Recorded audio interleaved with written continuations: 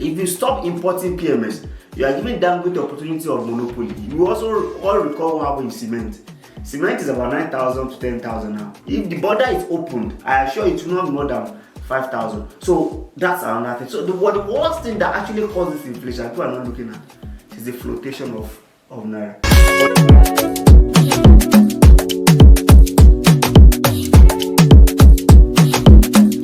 Hello, welcome to In and About on Click Naija online channel. On this show, we talk about events and businesses and also happenings in and around Abuja. My name is Folashade Akinola, and today on the show we are going to take a look at certain things that have been affecting us in Abuja here. And recently there have been huge increase in prices of commodities, across Nigeria, not just Abuja, but we know that Abuja is the capital of Nigeria, and I think we are experiencing a little bit more of the price hike, here in the city of Abuja. And we are here in the studio with an expert who is here to speak with us, about the rising cost of things. What are the causes of these things? What is really making this to happen? And how can we, salvage the situation? How can we make things, a little bit better for us here in Nigeria in the city of Abuja? So I have with me Mr. Aliyu Ilyas. Is an economist and the managing director of CSA Limited. We are so glad to have you here. Thank you for having me. Good day to you. Thank you so much for coming. So the continuous rise in prices of goods and services has become a major concern for most people. What are the key factors contributing to the hike in prices of goods and services? Right, I think there are a whole lot of things causing the prices to go high.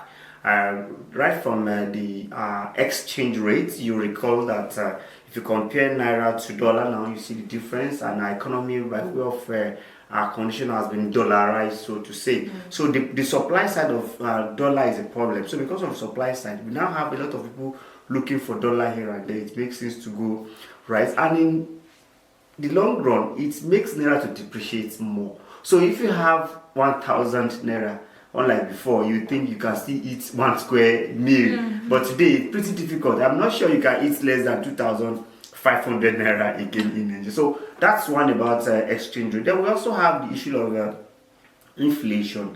So when we say inflation, it simply means that the money you have before have depreciated, that you cannot use. Our inflation is about 34% now. And when we say inflation, the major thing that is causing the inflation itself is what we call cost push. And this cost push inflation is still also caused by food-driven inflation. While the average inflation is 34%, food inflation is about 40%. So making it difficult for Nigeria to actually do well in terms of buying goods and services that the usual price. And another thing is that recall that we have CBN, Central Bank of Nigeria. They're in charge of monetary policy. With the policy they are also exhibiting, which is called hawkish approach. So this hawkish approach is intending to reduce inflation at all costs, but it is sacrificing growth. So if you don't grow, possibly there will not be development, people will not have more purchasing power. So these are major two things. Another thing that we can also look at that is causing it, we can also say security.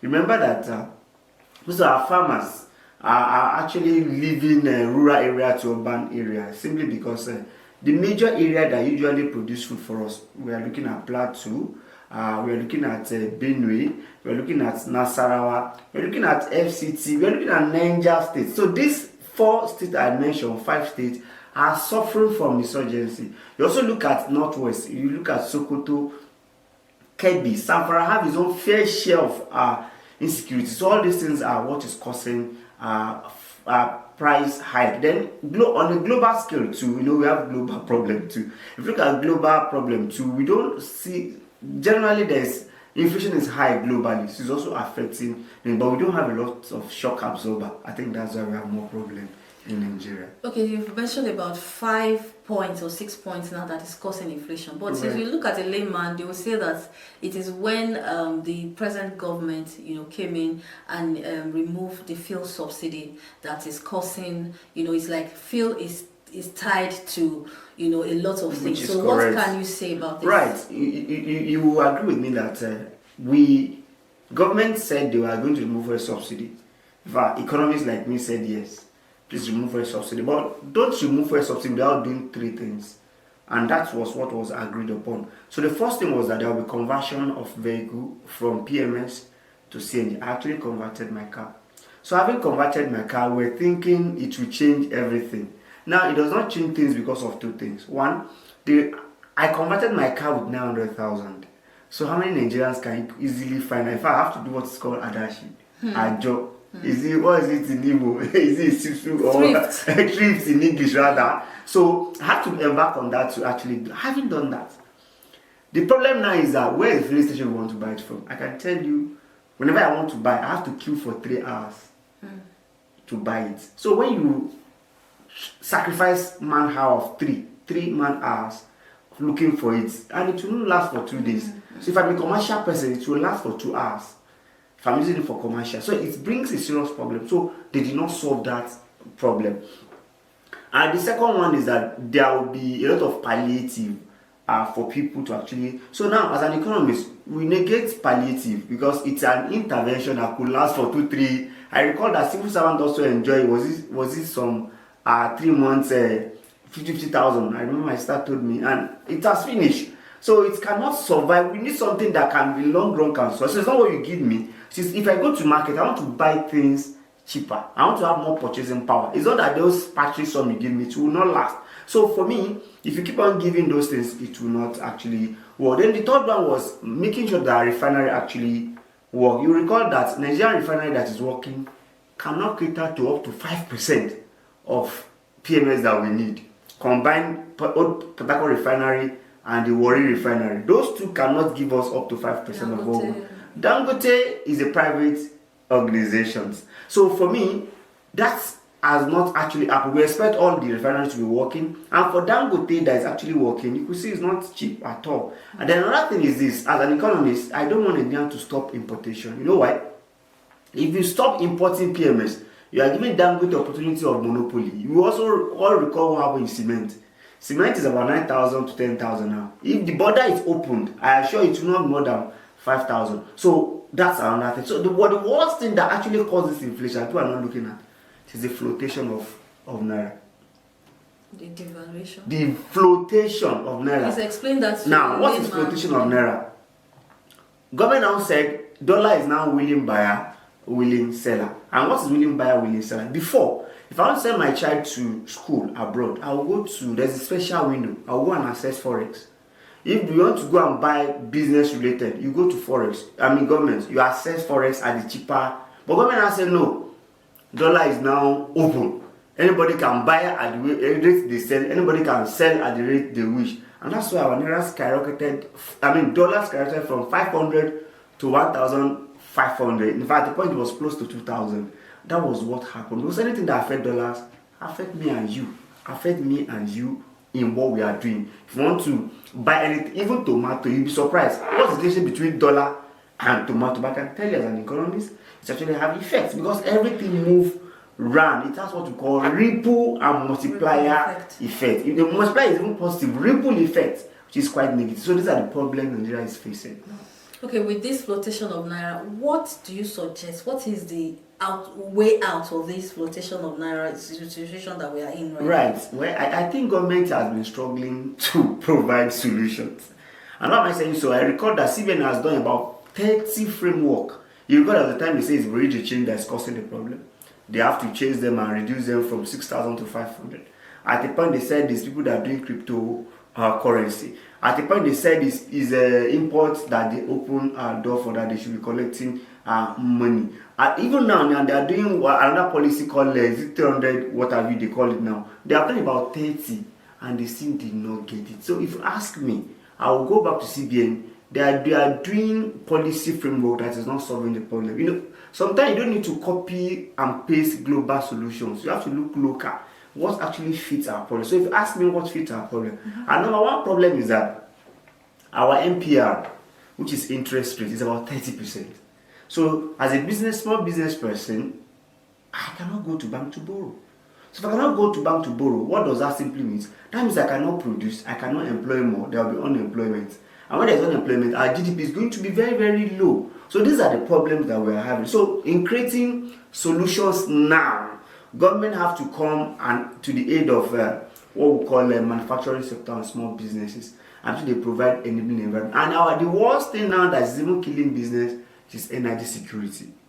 When I say energy security, do you remember band A, band B saga?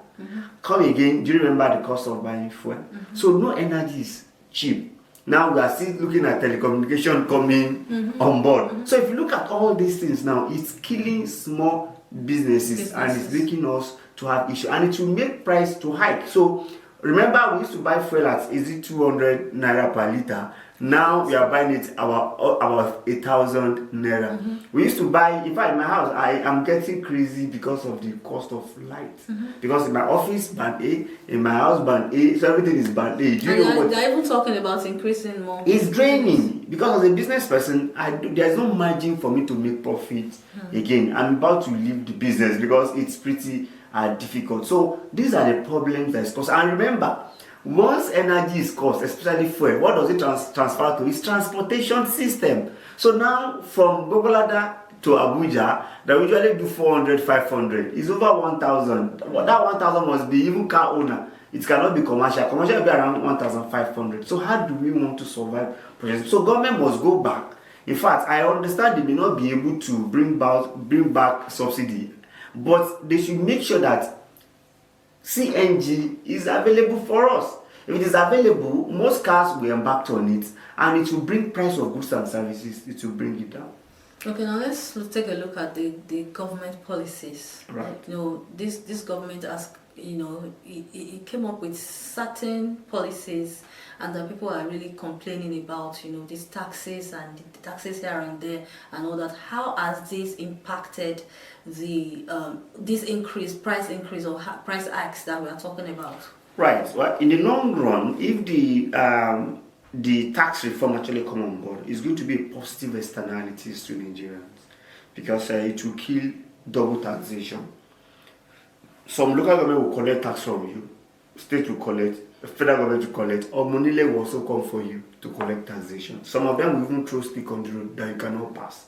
Right? If it comes to someone, it has not been implemented. In fact, National Assembly has not even debate on it. But the major problem we have now is problem of fuel subsidy and flotation. Government has realized that the flotation costs problems, so they are trying to guide and make sure that they control. You must control. I recall traveling out of Nigeria. If you go to change money abroad the chain, they will ask you, where is your international passport? They want to know where you are coming from, how much you get. But in Nigeria today, nobody is guiding that. It is called willing buyer and willing seller. So these are the things that Nigeria must look into properly, and government must also come to the aid of people. I recall that President Tinubu declared state of emergency exactly July 23rd, 2023 on food security. It has not happened. It was this morning I'm hearing that he gave some money. How can you declare it 18 to 19 months ago and it has not had effect?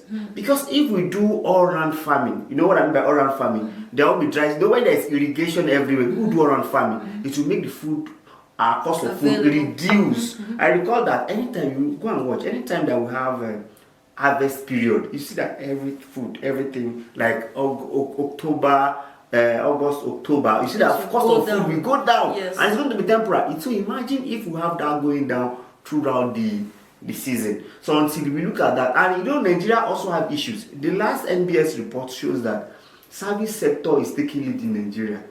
I was surprised. How can service sector taking the lead when we have agricultural sector, manufacturing sector? That means those people are not existing at all. So we must make sure that agriculture take the lead in it, because 70% of Nigerians still are in farming and they are doing subsistence farming. So we need to do mechanized farming to make sure that we have food. I must also give you an example of a place like Ethiopia. Ethiopia have only two business. They have airline and they have agriculture. Do you know what they do to their agriculture? In the morning, a cargo flight will land in Ethiopia and pack goods raw to US, UK, and what? And Canada. Do you know that Nigeria does not have one single cargo airport? And we are saying we are doing agricultural value chain. In addition to that, go to Sokoto, go to Kebbi, you see onions that is expensive, that is rotten there. They don't know how to bring it because the cost of transportation is even killing. Go to Kebbi, you see tomato, they are rotten because there is no cargo port that will quickly take it and harness the value chain. So it's a serious problem that government must come to the people's aid. This is In and About program focusing on businesses, events, and key issues. Today we are discussing the hike in prices of goods and services with our guest, Aliu Ilyas, an economist and the MD of CSA Limited.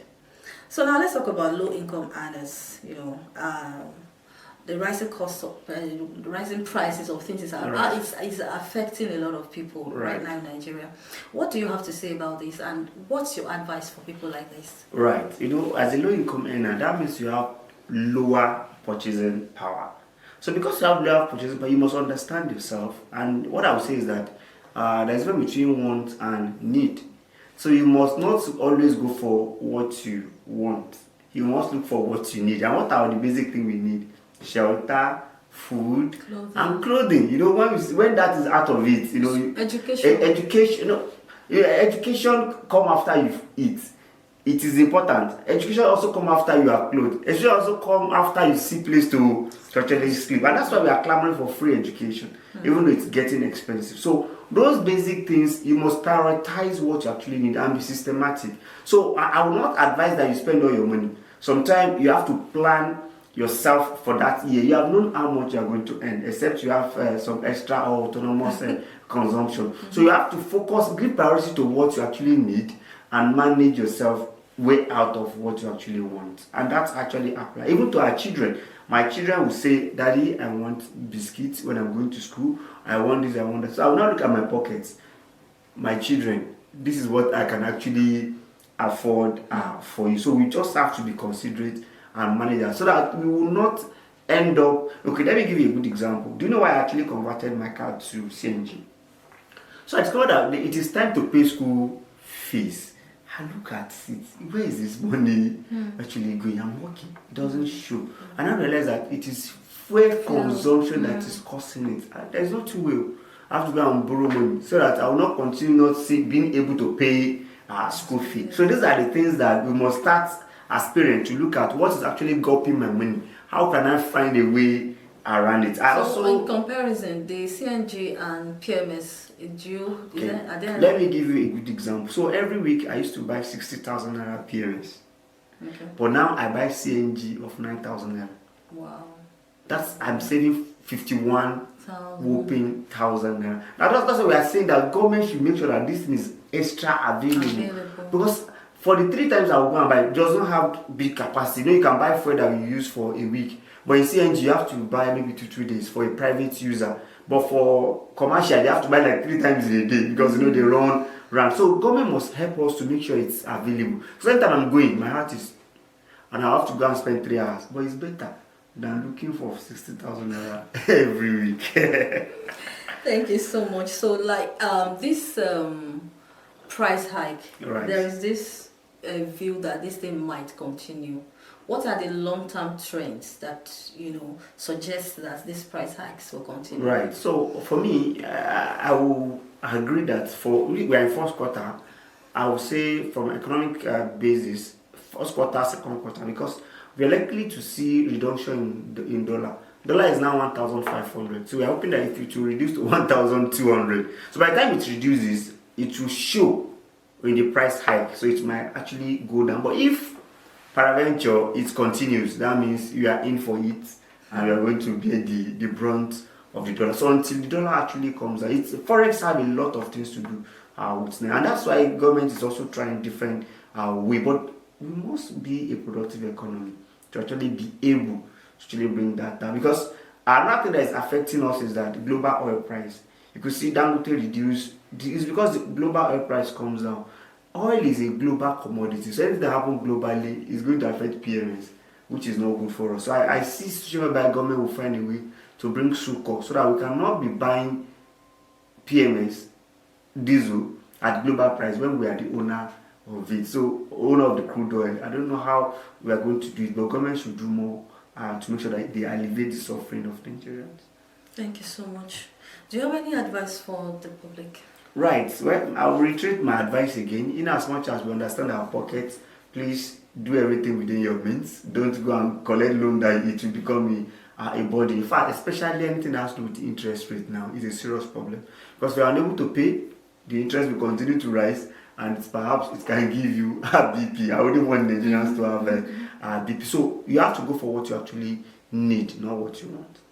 So I watched, or I saw in news recently where President Tinubu's aide was talking about the devaluation of Naira and how it has helped in curbing, Japa syndrome.